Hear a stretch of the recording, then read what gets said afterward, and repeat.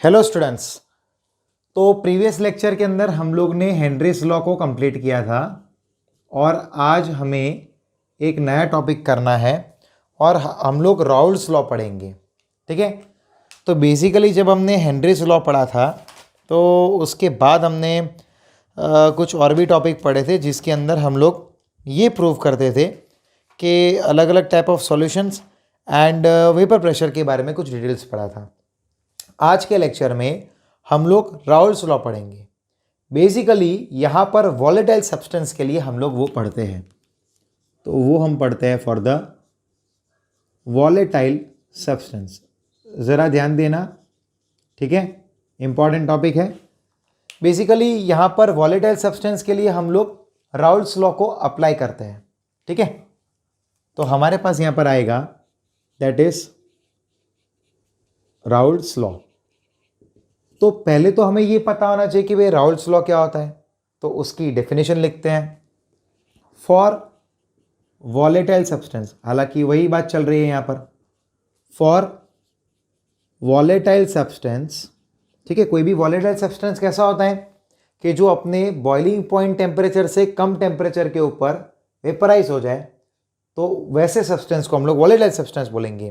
ठीक है, the partial pressure for volatile substance, the partial pressure, ठीक है, the partial pressure exerted by vapour और गैस। ठीक है, तो वॉलेटाइल सब्सटेंस का जो पार्शियल प्रेशर होता है और वो जब भी वो प्रेशर को एक्सर्ट करता है on the surface of liquid या फिर कोई भी सॉल्यूशन के लिए, ठीक है, liquid solution is directly proportional to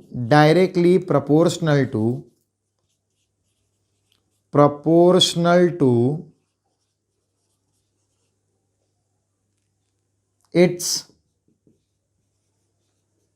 mole fraction, ठीक है, इन लिक्विड और सॉल्यूशन। ठीक है, देखो, for any volatile substance the partial pressure exerted by vapour और gas on the surface of the liquid और solution is directly proportional to the mole fraction.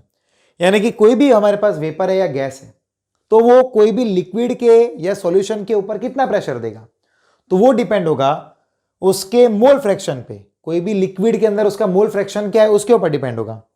अब उसके लिए हमारे पास अलग अलग केसेस है, तो आज हमें उसके टोटल कुल मिलाकर 2 केसेस हैं जो हमें आज के लेक्चर में कंप्लीट करने हैं। जरा ध्यान से देखना। तो उसका सबसे पहले हमारे पास है दैट इज केस नंबर 1। जरा ध्यान से समझना, केस नंबर 1 क्या है हमारे पास। तो हमने लिया है वॉलेटाइल सॉल्यूट। क्या लिया है? वॉलेटाइल सॉल्यूट, और उसको हमने डिसॉल्व किया है वॉलेटाइल सॉल्वेंट के ऊपर। किसके ऊपर? वॉलेटाइल सॉल्वेंट के ऊपर। ठीक है, तो ये वैसे इन चीजों को मिलाओगे तो हमें क्या मिलेगा? तो हमें मिलेगा सॉल्यूशन। क्या मिलेगा? सॉल्यूशन। चलो देखते हैं, ट्राई करते हैं। ठीक है, जैसे हमने कोई भी एक कंटेनर यहां पर लिया हुआ है जिसको हमने ऊपर से पैक किया है। अब यहां पर हमने क्या किया कि कोई भी लिक्विड ले लिया है। हमने क्या किया है? कोई भी एक लिक्विड लिया है, जरा ध्यान से देखना। और यहां पर क्या है? गैस है। क्या है? यहां पर कोई गैस है।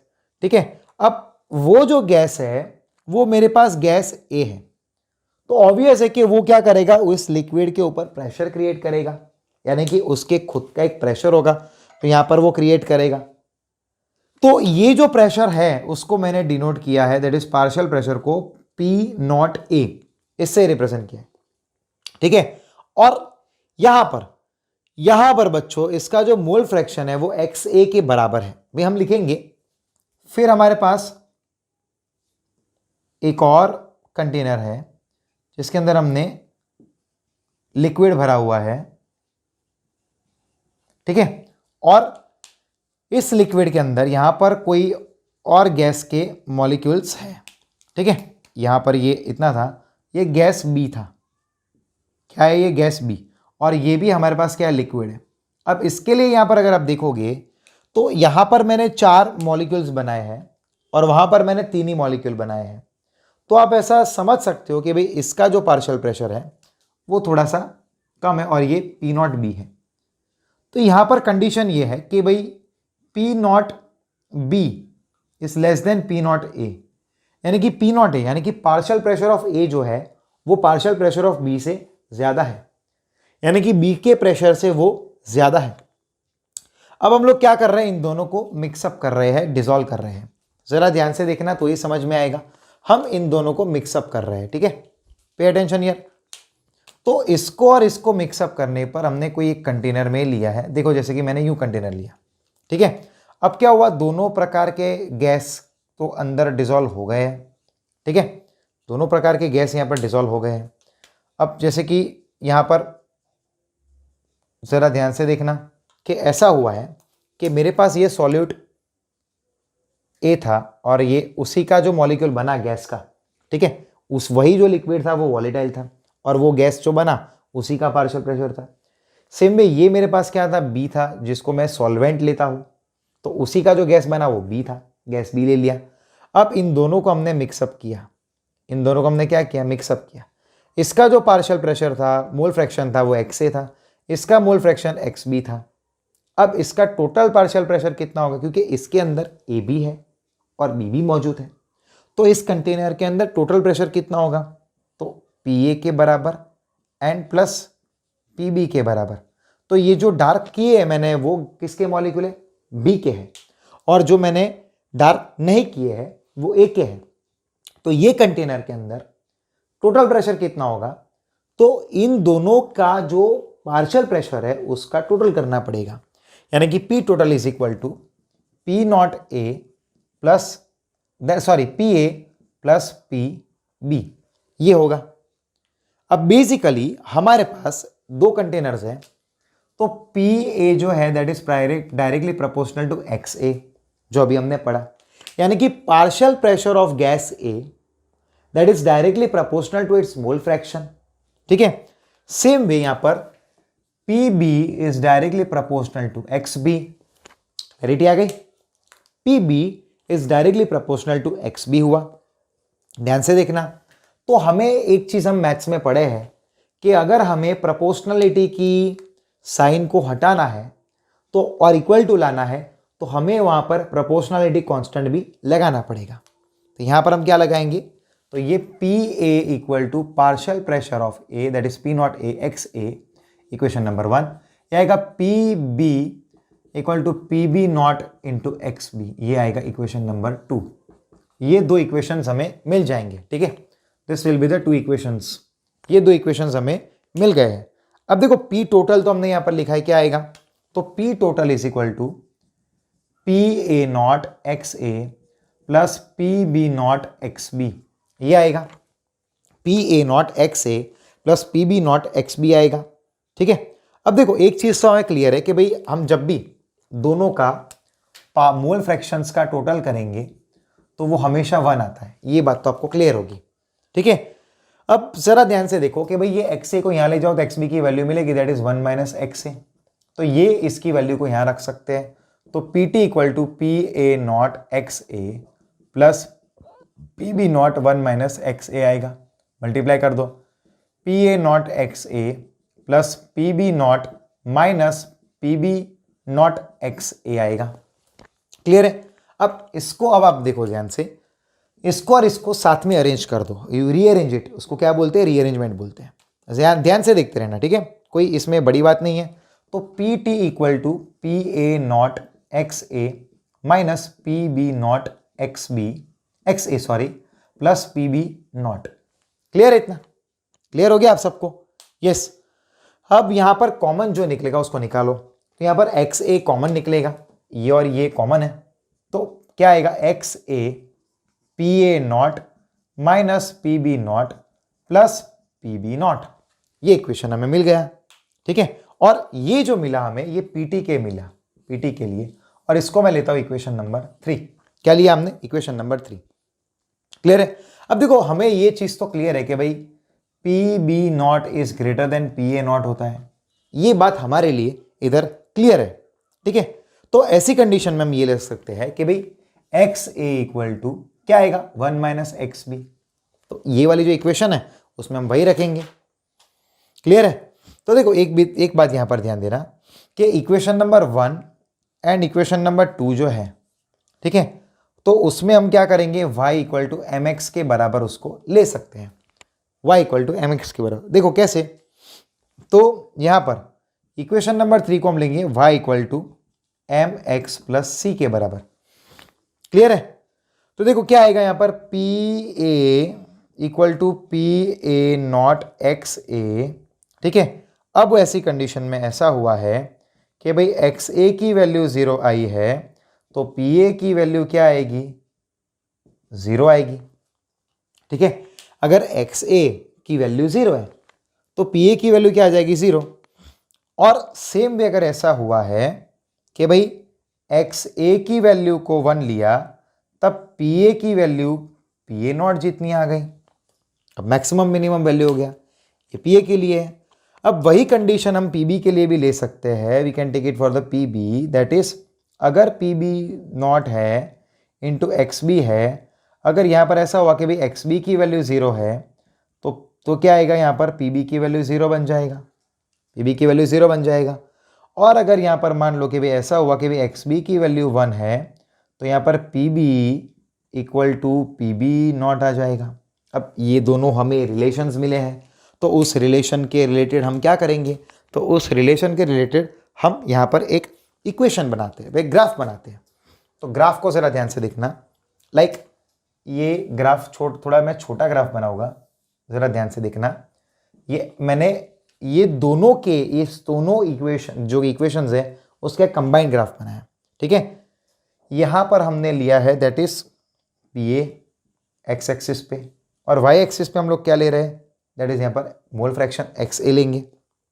ठीक है, अब जरा ध्यान से देखना, अब इनिशियली क्या होगा, यहाँ पर एक्स ए की वैल्यू 0 रहेगी, और ऐसी कंडीशन में एक्स बी की वैल्यू यहाँ पर 1 रहेगा, क्योंकि ये ग्राफ ही है, ये ग्राफ ही है। ठीक है, क्लियर है? और यहाँ पर आते आते एक्स बी की वैल्यू 0 हो जाएगी एंड एक्स ए की वैल्यू आ जाएगी 1। क्लियर है? अब यहाँ पर कहीं पर क्या होगा, क्योंकि अब जरा ध्यान से देखो कि भाई यहाँ पर पी बी की जो वैल्यू है, ठीक है, ये पी बी की वैल्यू आ जाएगी पी बी नॉट, और यहाँ पर क्या आएगा, पी ए नॉट की वैल्यू, यहाँ पर एक्स बी आएगा, सॉरी यहाँ पर पी बी आएगा। ठीक है, ये पी बी के लिए है, तो यहाँ पर पी ए नॉट की वैल्यू क्या आएगी, दैट विल बी, वहाँ पर मैंने एक रिप्रेजेंट किया, कोई भी वैल्यू है। ठीक है, और ध्यान से देखना, अब हमें फाइनल इक्वेशन क्या मिलेगा, अब धीरे धीरे क्या होगा, इसकी वैल्यू जो है धीरे धीरे धीरे धीरे धीरे धीरे धीरे धीरे बढ़ के कितना आएगा, पी ए नॉट जितना आएगा, इसकी वैल्यू क्या होगी, यहाँ पर धीरे धीरे धीरे धीरे जो है वो बढ़ते बढ़ते बढ़ते बढ़ते बढ़ते इतनी आ जाएगी। क्लियर है? और अब आप देखोगे ध्यान से, तो ये किसके लिए है, तो ये पी ए 0 के लिए है, और ये किसके लिए है, तो ये पी बी 0 के लिए है। ठीक है, ध्यान से देखना, अब यहाँ पर ऐसी कंडीशन होगा, ये पी ए के लिए है और ये पी बी के लिए है, इसका टोटल हो गया आप इधर, तो ये मिलेगा that is P T equal to, वो टोटल आएगा that is P A plus P B, P A plus P B, ये टोटल वैल्यू आ जाएगा। ठीक है, दैट इज ग्राफ के मुताबिक। अब देखो ये जो इक्वेशन हमारे पास है, इस इक्वेशन में अगर हम P A 0 and P B 0 की वैल्यू रखते हैं, जरा ध्यान से देखना कि भाई यहां पर अगर हमने एक्स ए की वैल्यू को क्या ले लिया, 0 ले लिया, तो फिर ये वाला जो इक्वेशन हमें मिल रहा है, ये वाला इक्वेशन जो है उसको मैं यहां पर लिखता हूं। ठीक है, इसका जो वैल्यू आएगा तो तब क्या आ जाएगा, P T equal to P B 0 आएगा। कब, कौन सी कंडीशन में, जब एक्स ए जो है दैट इज इक्वल टू 0 हुआ, और इसी कंडीशन में पी टी की वैल्यू क्या आ सकती है, पी ए 0, कब, जब एक्स बी की वैल्यू 0 के बराबर है। तो ऐसे दो इक्वेशंस बनेंगे ना, बराबर के नहीं, दो इक्वेशंस बन गए ना वैसे। क्लियर है? तो ये जो वैल्यू है, इस वैल्यू का भी एक इक्वेशन बनेगा। क्या बनेगा इक्वेशन, अब खुद से सोचिए, देखो ये रहा पी टी इक्वल टू, खुद से सोचिए, P A 0 1 minus x B plus P B 0 x B आएगा, मल्टीप्लाई कर दो, P T equal to P A 0 minus P A 0 x B plus P B 0 x B. Clear है? अब क्या करेंगे, इन दोनों में हम इसको कॉमन लेंगे तो P T equal to P A zero minus, हमने कॉमन क्या लिया है, तो यहां पर हमने कॉमन ले लिया दैट इज एक्स बी को कॉमन लिया, equal to P A zero minus P B zero. Clear हो गया? यस, तो इसको आप ले सकते हो इक्वेशन नंबर 4। थोड़ा सा मिक्सअप हो गया है बराबर, बट मैं वापस एक बार समझाता हूं ताकि आपको क्लैरिटी आ जाए। क्लियर है? तो हम लोग क्या पढ़ रहे हैं, हम लोग केस नंबर 1 पढ़ रहे हैं राउल्स लॉ के लिए। राउल्स लॉ किसके लिए ऊपर एप्लीकेबल है, तो वॉलेटाइल सब्सटेंस के ऊपर एप्लीकेबल है। क्या हुआ, for volatile substance the partial pressure exerted by vapour और gas on the surface of liquid is directly proportional to the mole fraction. इसका मतलब होता है कि अगर इसका मोल फ्रैक्शन बढ़ा तो क्या होगा, तो उसका पार्शियल प्रेशर भी बढ़ेगा। मोल फ्रैक्शन बढ़ा तो पार्शियल प्रेशर भी बढ़ेगा। अब जरा ध्यान से देखना, तो केस नंबर 1 लिया जिसमें दोनों वॉलेटाइल है, तो मैंने गैस 1 के लिए, ए के लिए क्या होगा, उसका partial pressure P A not होगा, बी के लिए पी बी नॉट होगा। एक्चुअली ये गैस नहीं भरा है, पर ये जो लिक्विड है उसका ही जो वेपर बन रहा है उसी की बात है, उसी का वेपर प्रेशर है। दोनों को कंबाइन किया तो टोटल आया। फिर हमने दो एक अलग अलग इक्वेशन लिए, हमने डिराइव किया ये और ग्राफ बनाया। ठीक है, इस डायरेक्शन में क्या हो रहा है, पी ए नॉट की वैल्यू बढ़ती जा रही है, इस डायरेक्शन में पी बी नॉट की वैल्यू। ठीक है, वो दोनों वैल्यू मिला, दोनों का टोटल करेंगे तो क्या आएगा, P A plus P B आ जाएगा। क्लियर है इतना? ठीक है, यस, दैट इज गुड। समझ में आ गया ना सबको? चलो बढ़िया, that is good, that is very very well. Yes, चलो यस, तो आपको यहां तक समझ में आ गया होगा, ये केस नंबर 1 है। चलो अगर आपको एक बार रीड करना है तो आप शांति से रीड कर सकते हो, मैं आपको 2 मिनट का टाइम दे रहा हूँ, आराम से इसको रीड कर लो। चलो रीड इट वंस, ताकि आपको क्लैरिटी आ जाए, इसलिए मैं आपको टाइम देता हूँ रीड करने के लिए।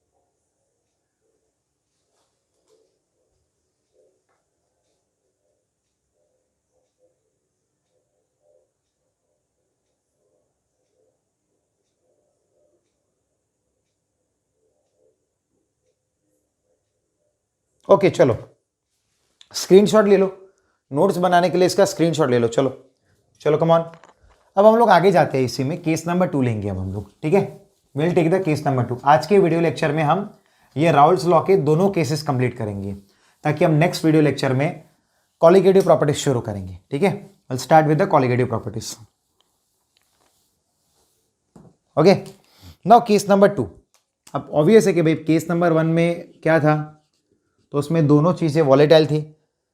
केस नंबर 2 में क्या होगा, नॉन वॉलेटाइल हम लोग लेंगे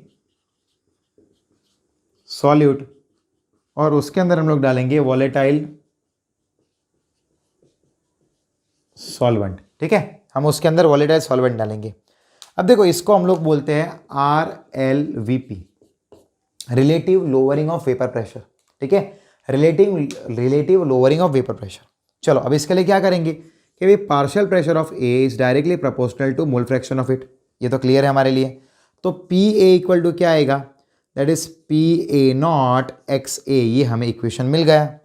लेकिन यहाँ पर ध्यान कर देने वाली बात यह है कि भाई डेल्टा पी क्या बोलता है, चेंज इन प्रेशर क्या होता है, तो P A not minus P ए। ठीक है, ये होता है। अब देखो यहाँ पर डेल्टा पी इक्वल टू क्या होगा, P A naught, but P A की वैल्यू क्या है, minus P A not x A. ये इक्वेशन हमें मिल गया है। ठीक है, अब हम क्या करेंगे, पी ए नॉट को कांस्टेंट ले सकते हैं, तो डेल्टा पी इक्वल टू आएगा, पी ए नॉट को हमने कॉमन लिया, 1 माइनस एक्स ए आ जाएगा। ठीक है, 1 माइनस एक्स ए आएगा। लेकिन ये बात तो हमें क्लियर है कि भाई X A plus X B equal to 1 होता है। ठीक है, उसको वहाँ ले जाओ तो X B equal to 1 minus X A होगा। ठीक है, क्लियर है इतना? ये पता चल गया ना। तो ये इस वैल्यू को, ये जो एक्स बी की वैल्यू, अब ये जो 1 माइनस एक्स है वो क्या होता है, एक्स बी होता है, तो यहाँ रखते हैं। तो delta P equal to P A not x B आ गया। ओहो, ये इक्वेशन मिल गया हमें। क्लियर है? अब देखो क्या करेंगे हम अब इसको हम delta P by P A not लेते हैं, इक्वल टू क्या आया, एक्स बी आ गया। ठीक है, अब डेल्टा पी क्या है, ये रहा क्या था, तो वो P A not minus P A divide by P A not equal to क्या आएगा, एक्स बी आएगा। क्लियर है, क्या आएगा, एक्स बी आएगा। अब एक्स बी यानी कि क्या होगा, जरा ध्यान से देखना, pay attention here. X B यानी कि N B upon N A plus N B, ये आएगा। क्लियर है।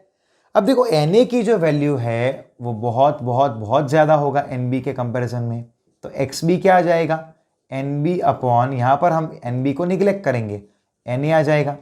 अब सॉरी, ये एन ए आ जाएगा, ठीक है, ये एन ए आ जाएगा। अब देखो जरा ध्यान से देखना यहां पर, तो यहां पर क्या होगा, उसका value W B upon M B into W A, और ऊपर में जाएगा that is M A. Clear है, ये बात आपको क्लैरिटी आ गई होगी। अब देखो बेसिकली हुआ क्या, अगर हमने मान लो कि भाई कोई भी प्योर सॉल्यूट लिया हमने, ठीक है, अब प्योर सॉल्यूट हमने ए लिया है, तो ऑब्वियस है कि भाई उसके अंदर जो भी वेपर बनेंगे मॉलिक्यूल वो सिर्फ एक ही होंगे। और इन कंडीशन के अंदर, अब देखो मैंने ऊपर से बंद किया हुआ है, ऐसी कंडीशन में ज्यादा से ज्यादा मॉलिक्यूल जो है वो ऊपर जाएंगे, यानी कि वॉलेटाइल वेपर में कन्वर्ट होंगे, क्योंकि सरफेस एरिया यहां पर ज्यादा मिल रहा है, तो ज्यादा से ज्यादा मॉलिक्यूल निकल जाएंगे। अब आप समझिए कि भाई मान लो स्कूल का गेट है, बहुत चौड़ा सा गेट है, और वो पूरा गेट खोल दिया है, तो स्कूल छूटने पर सारे बच्चे एक साथ निकल पाएंगे, सही है कि नहीं। लेकिन अगर ऐसा हुआ कि बीच बीच में पाइप्स रख दिए हैं, तो फिर बच्चों का निकलने का फ्लो जो है वो घट जाएगा कि नहीं। तो यहां पर वेपर प्रेशर हाई होगा क्योंकि ये प्योर है, ठीक है। और ये किसके लिए है, तो ये हमारे पास ए के लिए है, कोई भी कंपाउंड है ए उसके लिए है। और यहां पर एक बात ध्यान देना कि भाई P A not that is greater than P ए, ये एक सिंपल सा फंडा इधर के लिए है, ठीक है। अब देखो यहां पर ये प्योर है, ये किसके लिए, दिस फॉर द प्योर। अब मान लो कि भी आपने अंदर क्या किया, तो नॉन वॉलेटाइल सॉल्यूट डाल दिया, ठीक है, ये कोई भी सॉल्वेंट है उसके अंदर आपने कोई भी नॉन वॉलेटाइल सॉल्यूट डाल दिया। जरा ध्यान से देखना यूं, अब इसको हमने देखना जरा ध्यान से। अब कुछ वहां पर नॉन वॉलेटाइल सॉल्यूट क्या गए, अब मतलब कि उस गेट पे बहुत सारे ऐसे हमने रॉड्स लगा दिए हैं। अब बच्चों के निकलने का जो फ्लो है वो घट जाएगा, बच्चों के निकलने का जो फ्लो है वो डिक्रीज हो जाएगा यहां पर। अब क्योंकि वो डिक्रीज हो जाएगा तो वहां पर हमें प्रेशर जो है वो कम मिलेगा। अब यहां पर कुछ ही मॉलिक्यूल मिलेंगे, यहां पर बहुत सारे थे, इसको मैंने ले लिया प्रेशर पी ए, क्या ले लिया, प्रेशर पी ए। और यहां पर मेरे पास ये जो है वो बी के मॉलिक्यूल्स है, किसके, बी के, और वो क्या है, नॉन वॉलेटाइल है। कैसा है वो, नॉन वॉलेटाइल। और नॉन वॉलेटाइल हमने यहां पर क्या लिया है, तो वो हमने सॉल्यूट लिया है। क्या लिया है हमने, नॉन वॉलेटाइल यानी कि सॉल्यूट लिया है, ठीक है, क्लियर है। तो ये यहां पर जो हम लोग डब्ल्यू बी वगैरह ले रहे हैं वो वेट ऑफ सॉल्यूट है, और एम बी क्या है, मॉलिक्यूलर मास ऑफ सॉल्यूट है, एम ए क्या है, weight of molecular mass of solvent है, एंड डब्ल्यू ए क्या है, वेट ऑफ सॉल्वेंट है। क्लियर है, क्लियर हो गया। और आपको ये जो बच्चों मिला है रेट, ये जो आपको मिल रहा है पूरा रेशियो, ये पूरा रेशियो जो मिलता है उसी को हम लोग आर एल वी पी बोलते हैं। ओह सॉरी, इसी को ये जो रेशियो मिल रहा है ना उसी को आर एल वी पी बोलते हैं, समझे, आपको क्लियर हुआ। अब देखो मान लो कि भाई ये इक्वेशन जो है वो आर एल वी पी के बराबर हुआ, ठीक है। अब मुझे मान लो ऐसे इक्वेशन पूछते हैं कि भाई आपको कोई भी गिवन सॉल्यूशन का उसमें से सॉल्यूट का मॉलिक्यूलर मास ढूंढना है, तो आप एमबी को सब्जेक्ट बनाओगे तो कोई बड़ी बात नहीं है, ये ऊपर जाएगा और ये नीचे आएगा, तो एमबी यानी कि मॉलिक्यूलर मास ऑफ किसका, सॉल्यूट का, ठीक है। W B into M A upon R L V P यानी कि relative lowering of vapour pressure into A, ये हमें फाइनल इक्वेशन मिल जाएगा। और ये जो इक्वेशन है ये बहुत बहुत इंपॉर्टेंट है, और ये केस नंबर 2 हो गया हमारा, और यहां पर हमारा केस नंबर 2 भी कंप्लीट हुआ है। एक बार ध्यान से समझना, हमने क्या लिया, नॉन वॉलेटाइल सॉलिड को वॉलेटाइल सॉल्वेंट में डाला। अब मान लो पहले सॉल्वेंट प्योर था, तो ऑब्वियस है कि भी उसका वेपर प्रेशर भी हाई मिलेगा, तो उसका पार्शियल प्रेशर जो है पी ए नॉट वो ज़्यादा मिल रहा है उसके सॉल्यूशन के प्रेशर से, ठीक है ना। ज़रा ध्यान से देखना, इधर हमने P A directly proportional to X से हुआ, अब उसका डिफरेंस क्या होगा, अब पहले कितना था, पी ए नॉट था, ठीक है कि नहीं, फिर कितना हुआ, पी ए हुआ, घटा ना, तो high value minus lower value करते हैं तो P A not minus P A करेंगे, बट पी ए की फॉर्मूला क्या है, तो P A equal to P A not into X से आएगा, ठीक है। और यहाँ पर क्या आएगा, यस, अब ये वाली ये इसकी जो ये वैल्यू है उसको मैंने यहाँ पर रखा, तो delta P equal to P A not minus P A not into X से आएगा, ठीक है, तो delta P equal to P A not into the bracket 1 minus X से आ गया। अब ये कहां से लाया मैं, तो X A plus X B equal to 1 है, ठीक है। अब मैंने क्या किया यहाँ पर, एक्स बी की वैल्यू, अब जरा ध्यान से देखना, ये एक्चुअली सॉरी यहाँ पर ये एक्स, हाँ ये एक्स ए ही आएगा, ठीक है। अब देखो मैंने क्या किया यहाँ पर, तो एक्स ए को वहां ले गया, तो 1 माइनस एक्स ए बराबर एक्स बी होता है, ये वाली वैल्यू की एक्स बी वैल्यू आती है वो रख दिया मैंने, ये मिल गया। अब देखो इसको नीचे लाया, यानी कि delta P upon P A not, इसको ही बोलते हैं relative lowering of vapour pressure, और ये mole fraction of X B है, सॉल्वेंट है, तो उसका फॉर्मूला क्या होता है, that is N B upon N A plus N B. अब देखो एन ए जो है वो बहुत ही ज्यादा है, it is very very more as compare to that of B. B यानी कि सॉल्यूट है ना, तो सॉल्यूट बहुत ही कम होता है, सॉल्वेंट बहुत हाई होता है, तो मैंने इसका जो मोल्स था उसको निगलेक्ट किया। यहाँ पर एक्स बी इक्वल टू क्या आया, N B upon N A. अब इसकी ये जो वैल्यू है उसको मैंने ये वाली इक्वेशन में रख दी, तो मुझे मिला R L V P equal to W B upon M B into M A upon W B. अब मुझे मान लो कि भाई क्वेश्चन ये आता है कि भाई मोलार मास आपको सॉलिड का फाइंड करना है, तब क्या करोगे, इसको इधर ले जाओगे और आर एल वी पी को नीचे लाओगे, और फाइनल इक्वेशन हमें मिल गया, और यहाँ पर हमारा राउल्ट्स लॉ खत्म होता है बच्चों, ठीक है। आई होप कि आप सबको समझ में आया होगा। ध्यान से इसको एक बार रिवाइज करना लेक्चर में, और जरूरत पड़े तो 2 बार 3 बार लेक्चर को देखो, आपको जहां जहां भी क्वेरी है थोड़ा रिवाइंड करके देखो, ठीक है, और इसकी नोट जरूर बनाना। ओके, मिलते हैं अब हम नेक्स्ट लेक्चर में नई टॉपिक के साथ, जिसका नाम है कॉलिगेटिव प्रॉपर्टीज। और कॉलिगेटिव प्रॉपर्टीज बहुत इंपॉर्टेंट है, इस पूरे चैप्टर का मेन टॉपिक कॉलिगेटिव प्रॉपर्टीज है, जो हम नेक्स्ट लेक्चर के अंदर कंप्लीट कर लेंगे। पूरा का पूरा ट्राई करेंगे कॉलिगेटिव प्रॉपर्टीज के कंप्लीट हो जाएगा लेक्चर में, ठीक है। मिलते हैं नेक्स्ट लेक्चर में, टिल देन बच्चों good bye and take care. और बच्चों इसकी नोट्स बनाना मत भूलना, ठीक है, make the notes of it, इसकी नोट्स बनाना अच्छी तरह से, और इसको शांति से 2 बार पूरे ये भी डेरिवेशन को और केस नंबर 1 को भी पूरा पढ़ना लिखना, ठीक है। मैंने यहाँ पर टेक्स्ट बुक में इतना डिटेल में नहीं दिया, फिर भी मैंने आपको यहाँ पर पूरा डिटेल में समझा दिया है। ओके, चलो बाय एंड टेक केयर।